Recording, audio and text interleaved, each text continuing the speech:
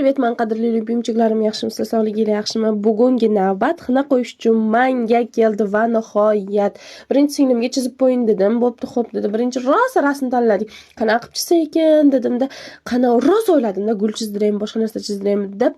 Keyin bilmadim, oymomo, yulduz, quyosh qilib galaktika chizdim qo'limga. O'zi singlim chizib qo'yish kerak edi. Eplolmaganlik uchun o'zim chizishni davom ettirdim. Keyin bo'lsa, qo'limga ismimni yozdirmoqchi bo'ldimda, sразу men o'zim chiroyli qilib salfetkaga yozdim.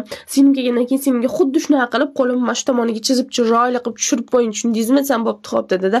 Chizishni ko'rsanglar bor, yuragim siqib ketdi. Bitta chizuvdi harfini ko'rsam, vashe bo'lmagur. Keyin mayli, kengisini ham chizib ko'raveringchi, bir gap bo'lib qolar dedimda, kengisini ham chizdirdim. Dummalab, kulib, qatib bir balolar bo'ldimda, ko'zimni g'ilay qilib uni rosa asabiga tegordim. U kulaveradi. Oxiri ko'rsam, qarasam yoqmadi.